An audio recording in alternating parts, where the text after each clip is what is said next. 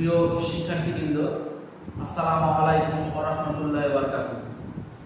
আমি মোহাম্মদ সুমন রাহা আজ তোমাদের হিসাব বিজ্ঞান প্রথম পত্র এর অষ্টম অধ্যায় দৃশ্যমান অদৃশ্যমান সম্পদের হিসাব রক্ষণের একটি গুরুত্বপূর্ণ অঙ্ক নিয়ে আলোচনা করব। যে অঙ্কটা অত্যন্ত গুরুত্বপূর্ণ এবং পরীক্ষায় দেয়। কি? মেশিন বিক্রয়জনিত লাভ বা ক্ষতি কিভাবে বের করতে হয়। বিগত সালে বোর্ড পরীক্ষায় এই অঙ্কটা অনেকবার এসেছে। বোর্ডে আমি একটা অঙ্ক তুলেছি, সেটা এখন আমরা পড়ছি। দেখো, 2014 সালের 1 জানুয়ারি তারিখে করিম লিমিটেড 2,80,000 টাকার একটি মেশিন ক্রয় করে। মেশিনটির সংস্থাপন ব্যয় 20,000 টাকা। মেশিনের আনুমানিক আয়ুষ্কাল 5 বছর এবং ভগ্নাবশেষ মূল্য 20,000 টাকা।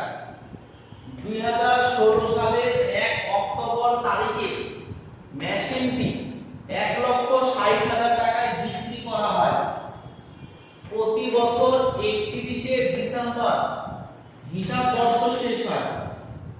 সরল রৈখিক পদ্ধতিতে অবচয় ধার্য করা হয়। ক, মেশিন বিক্রয়জনিত লাভ ক্ষতি নির্ণয় করো। খ, 2016 সালে জাবেদা দাও ব্যাখ্যা ব্যতীত। গ, 14 থেকে 16 সাল পর্যন্ত অবচয় হিসাব প্রস্তুত করো। আমাদের এখানে যে অঙ্কটা, এই অঙ্কতে আমাদের কতে বলেছে মেশিন বিক্রয়জনিত লাভ বা ক্ষতি। এটা যদি করতে হয় তাহলে আমরা আরেকবার একটু কোশ্চেনটা পড়ি।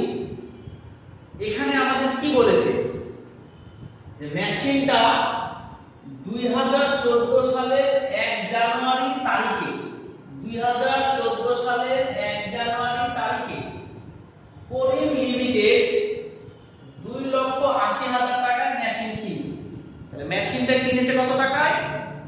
2,80,000 টাকা।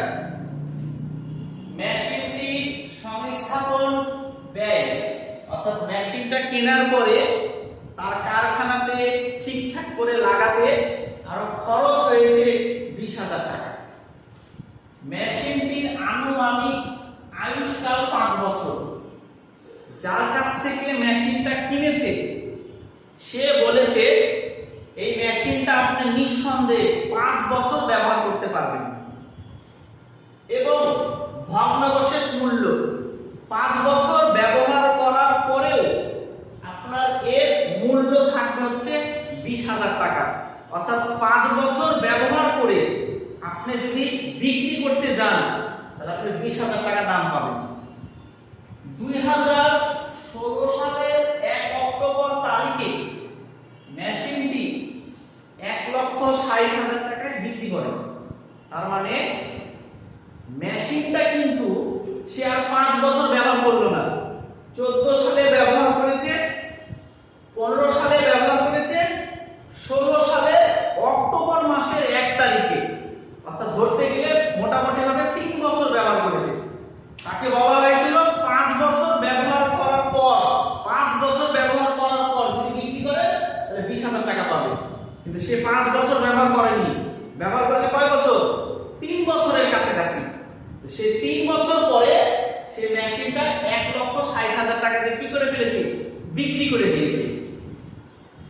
এই যে মেশিন বিক্রয়জনিত লাভ বা ক্ষতি নির্ণয় করো। তাহলে মেশিনটা যে সে বিক্রি করে দিল এই 1,60,000 টাকায় বিক্রি করে তার লাভ হলো না লস হলো, এটাই পদে জানতে চেয়েছে। এরপরে বলেছে প্রতি বছর 31শে ডিসেম্বর হিসাব বর্ষ শেষ হয়। সরলরৈখিক পদ্ধতিতে অবচয় ধার্য করা হয়। অবচয়টা কোন নিয়মে? সরলরৈখিক পদ্ধতিতে। সরলরৈখিক পদ্ধতিতে অবচয় ধার্য করে। তাহলে আমাদের অবচয় বের করতে বলেছে কোন নিয়মে? সরলরৈখিক পদ্ধতিতে বের করতে বলেছে। তো লাভ ক্ষতির অঙ্ক করার সময় সরলরৈখিক পদ্ধতিতেও দিতে পারে, ক্রমহ্রাস সমান জের পদ্ধতিতেও দিতে পারে। আজকে আমরা যেটা শিখবো সেটা হলো সরলরৈখিক পদ্ধতিতে।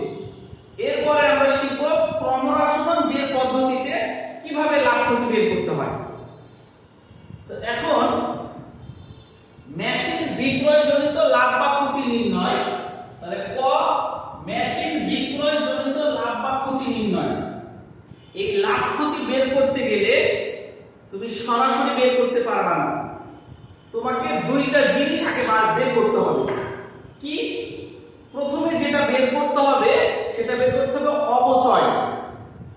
অপচয় বের হয়ে গেলে তারপরে বের করতে হবে সম্পত্তির বর্তমান মূল্য, তারপরে তুমি লাভ ক্ষতি বের করতে পারবা। তাহলে আমি কি বললাম যে তোমাকে যদি লাভ ক্ষতির অঙ্ক করতে হয় তাহলে তোমাকে সর্বপ্রথম বের করতে হবে অপচয়। অপচয় বের করা হলে তারপরে বের করতে হবে মেশিনের বর্তমান মূল্য। তো আমরা এখন অপচয় বের করি। এ হলো অপচয়। আমরা এর আগে শিখে আসছি সরলরৈখিক পদ্ধতিতে কিভাবে অপচয় বের করতে হয়।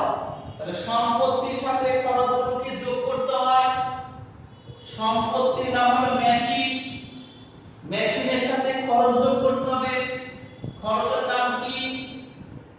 সংস্থাপন ব্যয়। বাদ দিতে হবে কি? ভগ্নাবশেষ মূল্য। আর এটাকে ভাগ করতে হবে কি দ্বারা? আয়ুষ্কাল দ্বারা। তাহলে বলো তো মেশিনের দাম কত দেওয়া আছে? 2,80,000। সংস্থাপন ব্যয় কত দেওয়া আছে? 20,000। ভগ্নাবশেষ মূল্য কত দেওয়া আছে? 20,000। আয়ুষ্কাল কত? 5। তাহলে এটার সাথে এটাকে যোগ করলে 3 থেকে 20 বাদ দিলে 2,80,000। একে 5 দ্বারা যদি ভাগ করি তাহলে আমাদের আসছে 56,000 টাকা। অর্থাৎ আমরা অপচয় পেয়ে গেলাম কত হাজার টাকা? আমরা অপচয় পেয়ে গেলাম 56,000 টাকা। এরপরে আমরা বলেছি যে লাভ ক্ষতি যদি বের করতে হয় তাহলে দুইটা কাজ আগে করতে হবে। অপচয় বের করতে হবে। অপচয় বের করে ফেলেছি, এবার বের করতে হবে মেশিনের বর্তমান মূল্য। এ হলো মেশিনের বর্তমান মূল্য। কেউ বলে মেশিনের বর্তমান মূল্য, কেউ বলে মেশিনের বহির্মূল্য। তাহলে এটা কিভাবে বের করব? মেশিনের বর্তমান মূল্য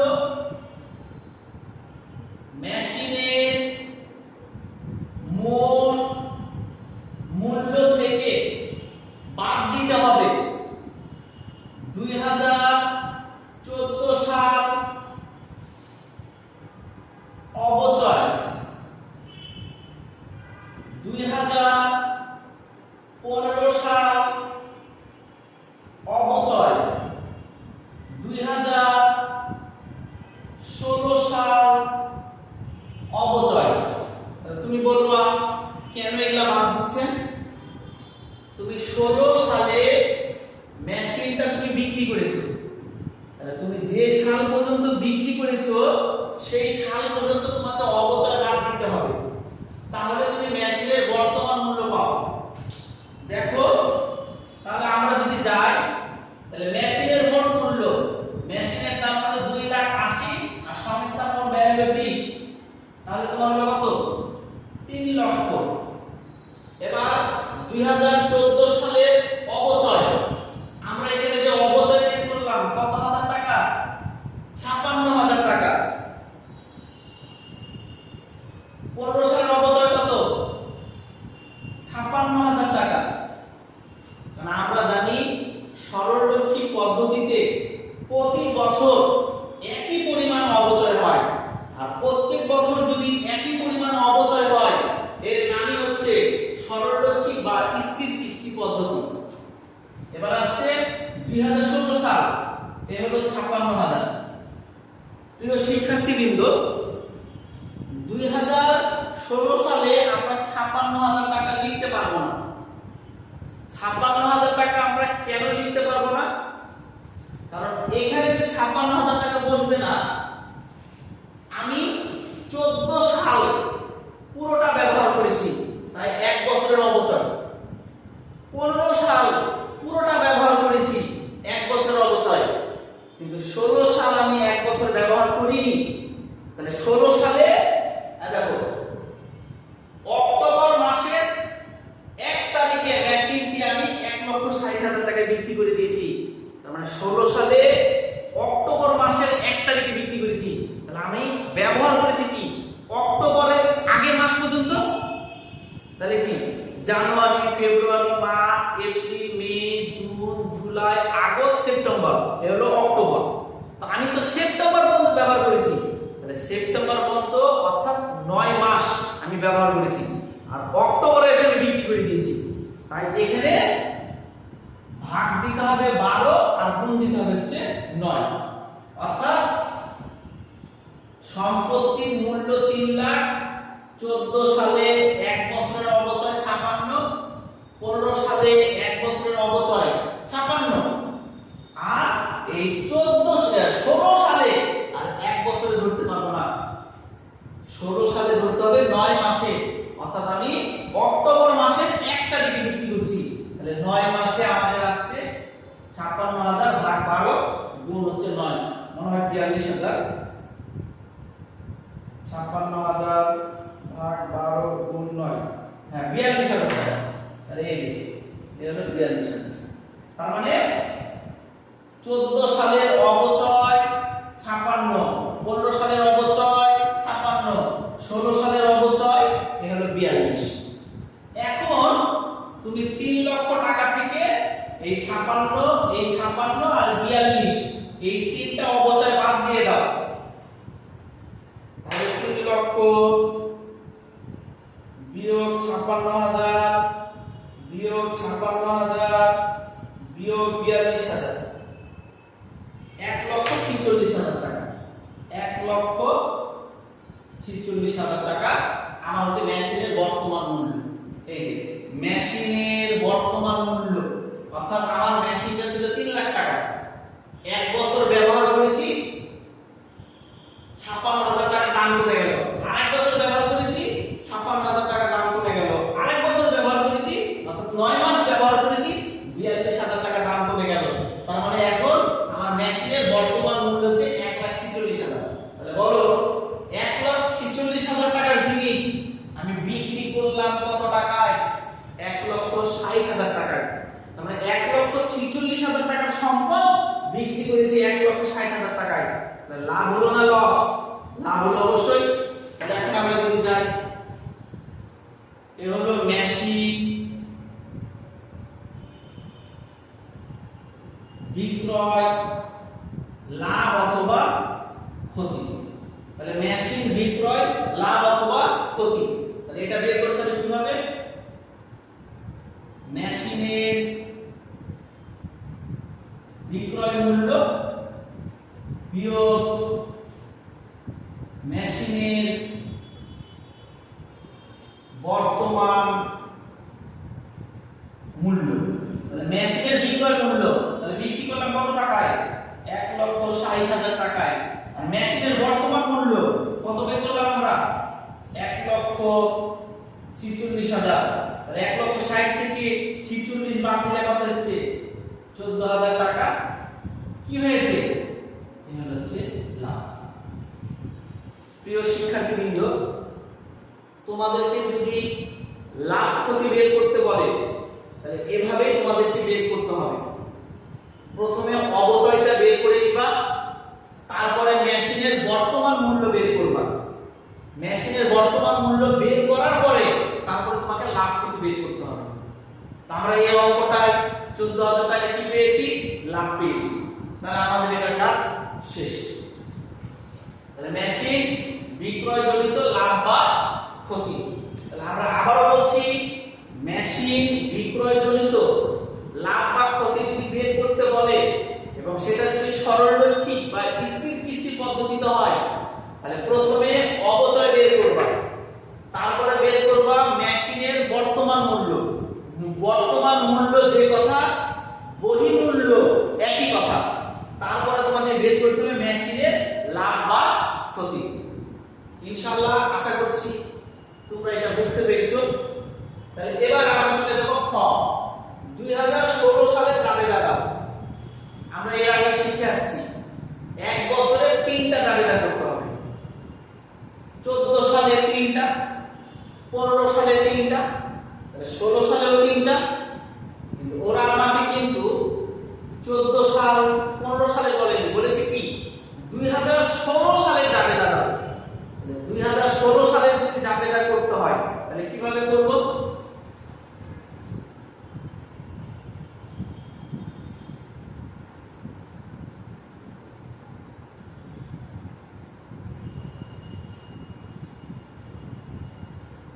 তাহলে খ 2016 সালে জাবেদা দেওয়া হলো। আমরা জানি জাবেদার ঘর হলো কয়টি? 5টি। প্রথমে তারিখ, বিবরণ, খতিয়ান পৃষ্ঠা, ডেবিট, ক্রেডিট। আচ্ছা,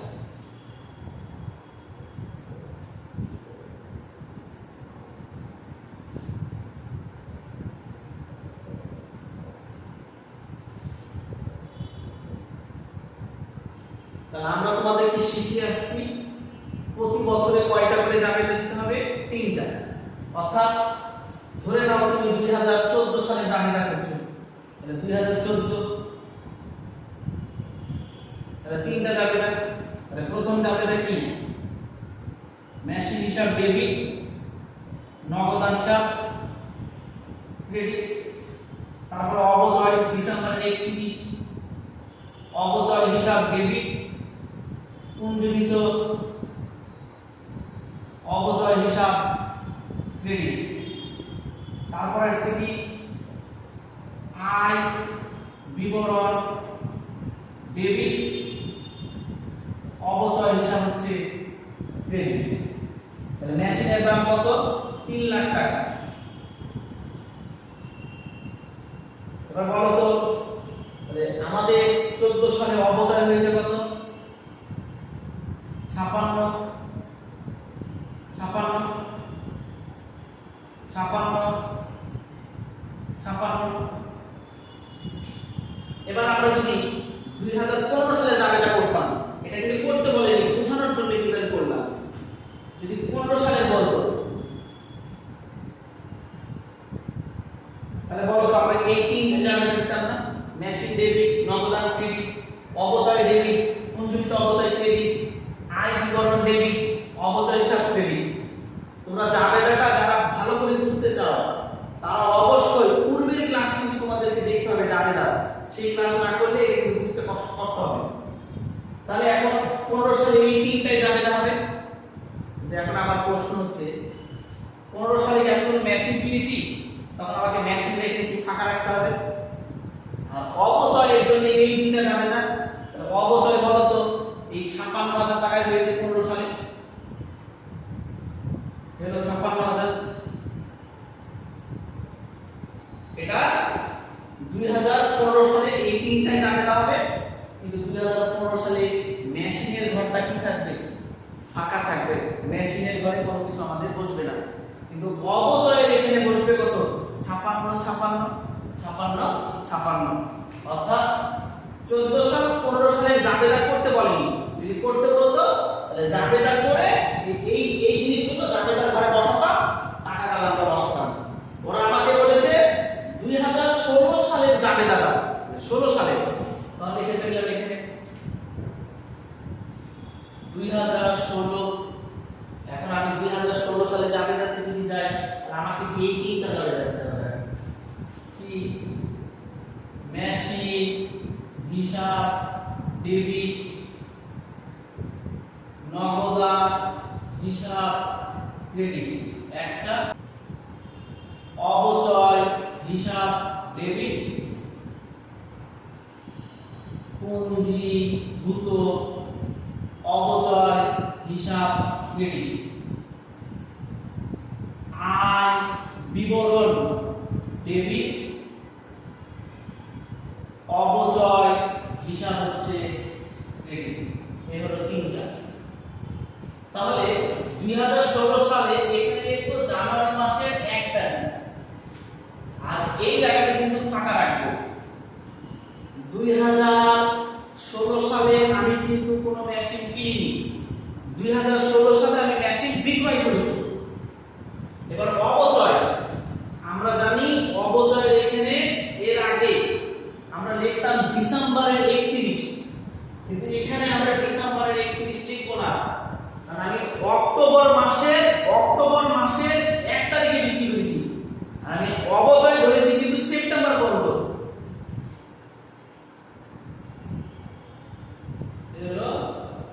সেপ্টেম্বর মাসের 30।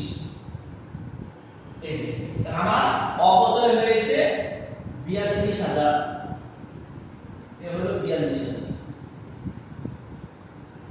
শেষ।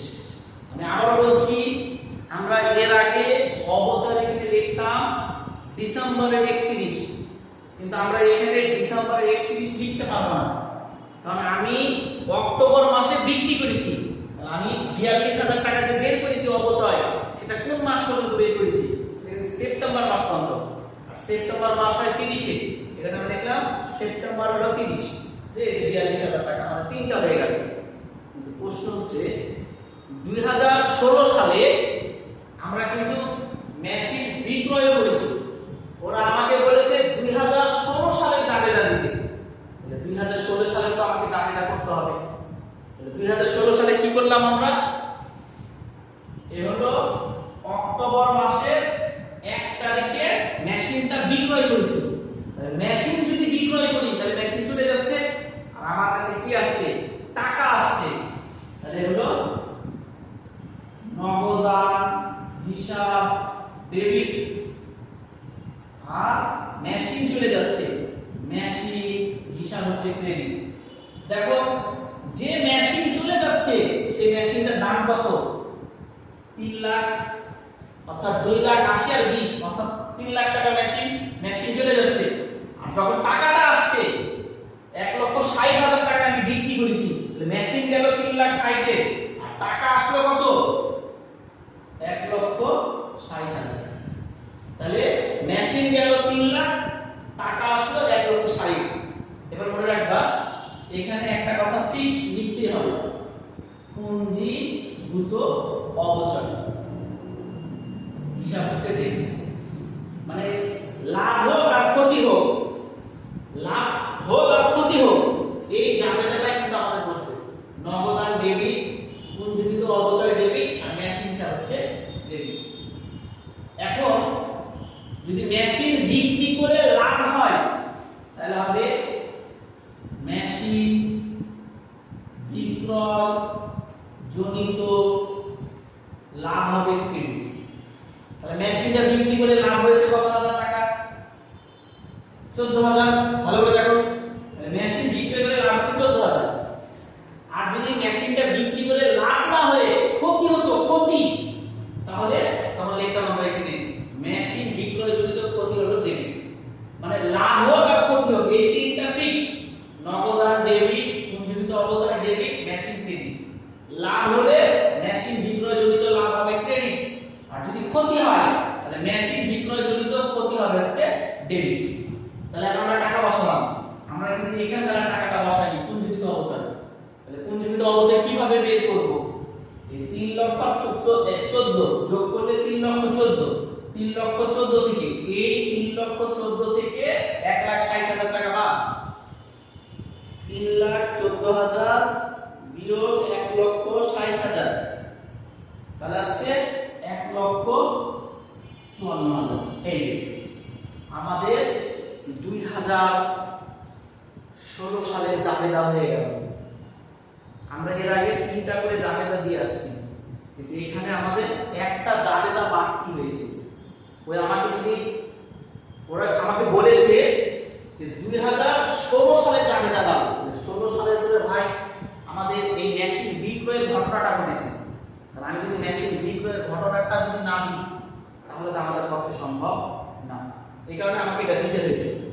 আমরা জানি মেশিন বিক্রি করছি, আমরা সুবিধার্থে 1 বছরে 3টা করে জাবেদা দিয়েছি, তাহলে সেই 3টা জাবেদা দিয়ে দিলাম। তো মেশিনটা কিনা হচ্ছে জানুয়ারি মাসের 1 তারিখ। জানুয়ারি মাসের 1 তারিখে তো আমি 16 সালে কোনো মেশিন কিনিনি, তাই হলো ফাঁকা। আর অবচয় দিই সবসময় ডিসেম্বরের 31। আমরা তো এখানে অবচয় ডিসেম্বর পর্যন্ত ধরেছি সেপ্টেম্বর পর্যন্ত, আর অক্টোবরে আমি বিক্রি করেছি, তাহলে সেপ্টেম্বর পর্যন্ত সেপ্টেম্বরে টাকা শেষ ফেললাম, অবচয়ের জাবেদা শেষ। অক্টোবরে আমি বিক্রি করেছি, তাহলে আমরা মনে রাখবা মেশিন লাভ হোক আর ক্ষতি হোক 3টা ফিক্সড, নগদান ডেবিট, পুঞ্জীভূত অপচয় ডেবিট, আর মেশিন হবে হচ্ছে ক্রেডিট। এখন যদি লাভ হয় তাহলে মেশিন বিক্রয়জনিত লাভ হবে ক্রেডিট, আর যদি ক্ষতি হয় তাহলে মেশিন বিক্রয়জনিত ক্ষতিটা হবে হচ্ছে ডেবিট। আশা করছি প্রিয় শিক্ষার্থীবৃন্দ তোমরা এই 16 সালের জাবেদাটা কিভাবে বের করতে হবে তোমরা বুঝতে পেরেছো। এবার ওরা আমাদেরকে প্রশ্ন করেছে এই অঙ্কতে যে 14 থেকে 16 সাল পর্যন্ত অবচয় প্রস্তুত করো। তা আমরা জানি 14 সালের অবচয় হচ্ছে 56,000, 15 সালের অবচয় হচ্ছে কত 56,000, আর 16 সালের অবচয় হয়েছে কত হাজার 42,000। তাহলে এখন আমরা অবচয়টা করি।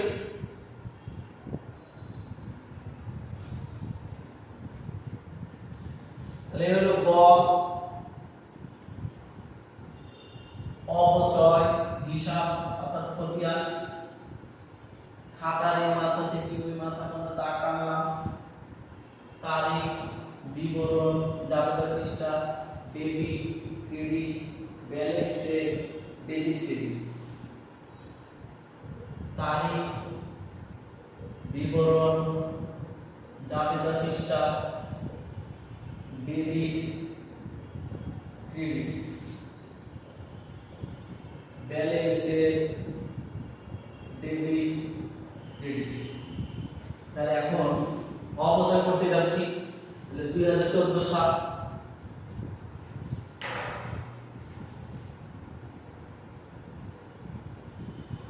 অবচয় কি হয়েছে ডিসেম্বরে কিন্তু 14 সাল।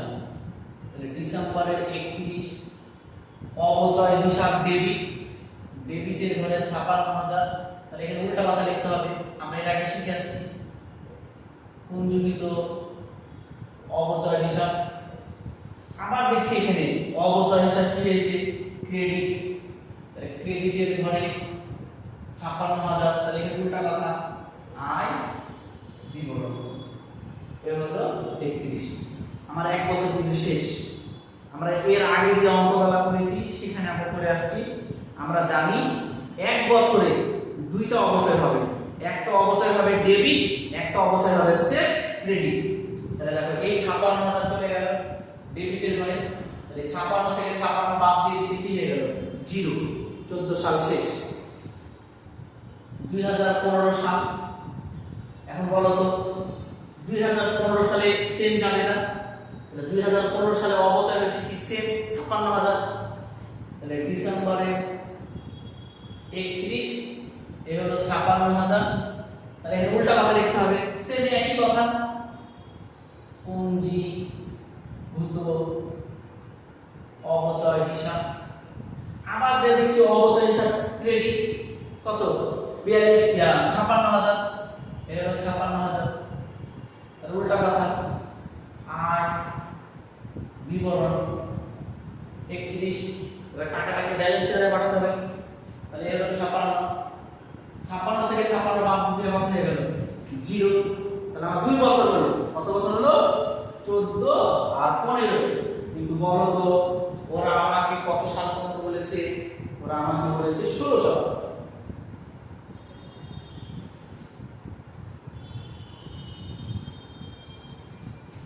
দিয়ে এখন আমরা যাব 16 সাল। তাহলে যে 2016, কিন্তু মনে রাখবা 2016 সালে আমি কিন্তু ডিসেম্বরের 31 লিখতে পারবো না। এ হলো অবচয়, অবচয় কখন হয়েছে সেপ্টেম্বর, তখন লিখতে হবে এখানে হলো সেপ্টেম্বরের 30। তাহলে অবচয় হিসাব হলো ডেবিট, এ হলো 42,000। আর উল্টা কথা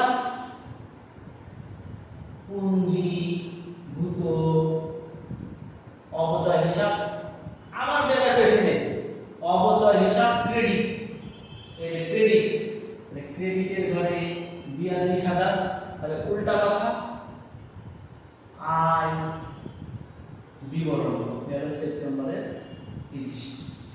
নিচে কিন্তু এটা পুঞ্জীভূত অবচয়, আমি পুঞ্জীভূত অবচয় করছি না, কি করছি অবচয় করছি। তাহলে 42,000 টাকা চলে গেল ডেবিটের ঘরে, 42 থেকে 42 বাদ দিয়ে দিলে কি হয়ে গেল 0। আমাদের 3 বছরের অবচয় হিসাব হয়ে গেল। আমরা এটাকে শিখে আসছি যে এই অধ্যায়ে যদি অবচয়ের অঙ্ক করতে হয় তাহলে অবচয় 0 হবে, কারণ অবচয় দুটো হয়, একটা হয় ডেবিট একটা হয় ক্রেডিট। ডেবিট থেকে ক্রেডিট বাদ দিলে 0। আর পুঞ্জীবিত অপচয় হয় একটা, শুধু পুঞ্জীবিত অপচয় হিসাবে হয় ক্রেডিট। তো প্রিয় শিক্ষার্থীবৃন্দ, তোমরা যারা আমার আগের ক্লাসগুলো দেখোনি অবশ্যই তারা আগের ক্লাসগুলো দেখে নিবা। আশা করছি ইনশাআল্লাহ এই অধ্যায়ের অঙ্কগুলো তুমি ভালো বুঝতে পারবে। আজকে আমরা লাভ ক্ষতি বের করেছি সরলরৈখিক পদ্ধতিতে। যদি আমাদের ক্রমরসমান যে পদ্ধতিতে বলে, ইনশাআল্লাহ আমরা নেক্সট ক্লাসে আমরা ক্রমরসমান যে পদ্ধতিতে লাভ ক্ষতি বের করা শেখাবো। আজ এ পর্যন্তই। আসসালামু আলাইকুম ওয়া রাহমাতুল্লাহি ওয়া বারাকাতুহু।